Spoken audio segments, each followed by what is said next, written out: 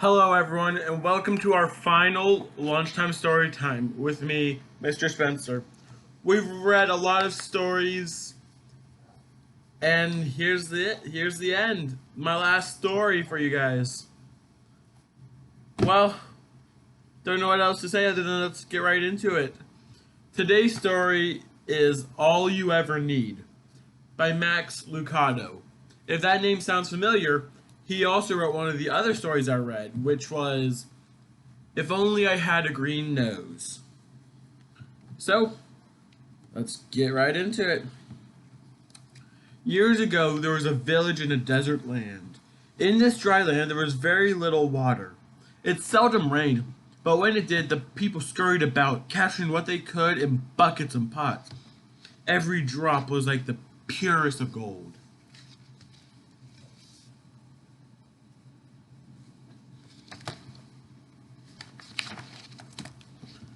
But even though the land was dry, the people were never thirsty, for nearby lived a kind man named Tobias, who owned a deep wellspring from which poured clear, cool water. The people called Tobias the Water Master, and they loved him very much. He shared his treasure with everyone in the village. All they had to do was ask, and the Water Master would gladly let them dip into his well. Drink all you want, he offered.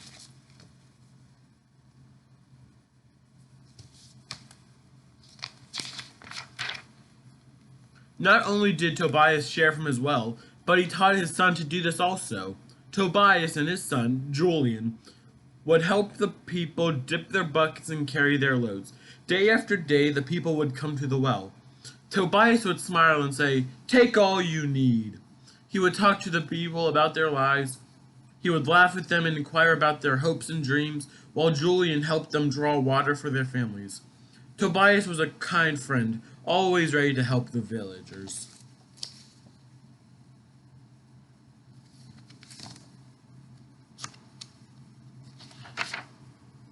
One day, the water master announced to the village, "My son and I are going away for a while.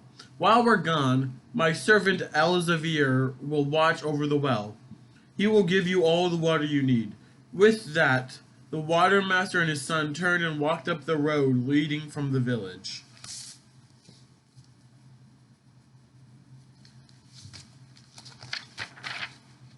The people were sad to see them leave, but they trusted Elzevir to supply their needs.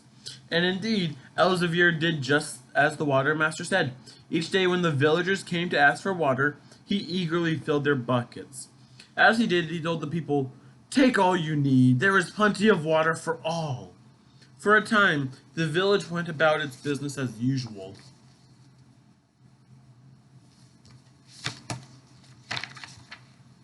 But then one day, Elzevir noticed that the villagers were not grateful when they received their water. They just took their full buckets and raced away without one word of thanks. This troubled Elzevir so much that he decided to stop giving water to everyone. He forgot the water master's kindness to all. Instead, he announced to the villagers, "From now on, I will not give water to those who aren't grateful." The people were surprised. After Elzevir's announcement, all the villagers tried hard to remember to thank him when they received the water.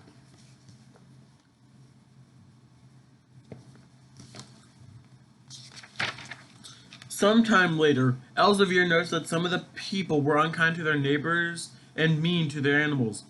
Again, the substitute water master was bothered. He determined to give water only to nice people. "If you are mean to your animals or unkind to your neighbors, you will get no water," he announced. The people worked hard to please Elzevir so they wouldn't go thirsty. But as time passed, the taskmaster continued to find some new fault with the people.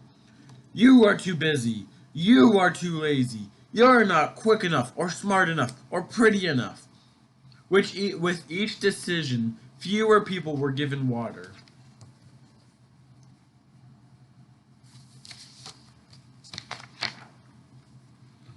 Over time, the villagers grew sad and angry. "How can we ever be good enough for Elzevir?" they questioned. "We'll all die of thirst," they cried. As Elzevir's rules grew longer, the line for water grew shorter. The people, growing thirsty, began to give up. "It's no use," the people cried. "We can't please you."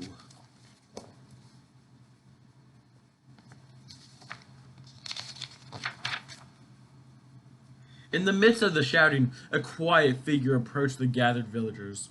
Elzevir eyed the man suspiciously. "Another thirsty soul, no doubt," he growled. "Can you show that you are worthy of this water?"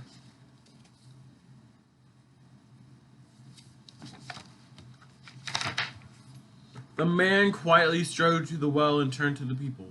"I have come to help you," he said. Elzevir was angry. "Just who do you think you are?" The man removed his cloak. The villagers gasped.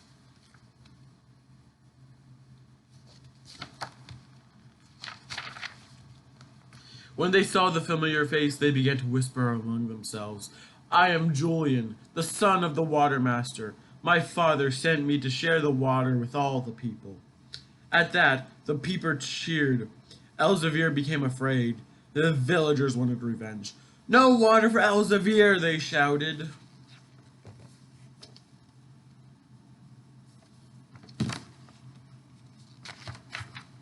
The son held up his hand to the crowd to quiet them. "My father's water is a gift to all," he said patiently. "But Elzevir was cruel to us." "I know he was, but if water were only given to good people, who could drink?" No one spoke. The son placed his hand on Elzevir's shoulders. "Freely you have received, freely give."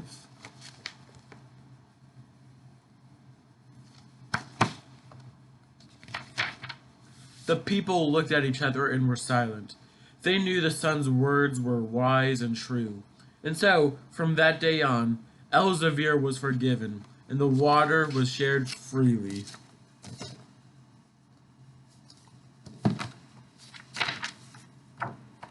Well, guys, that concludes our last book for Lunchtime Storytime. It's been a ride, guys. I hope you've enjoyed my stories. They'll always be up on YouTube if you ever want to listen to them again. Have a good rest of the summer, and have a good school year. Bye, guys.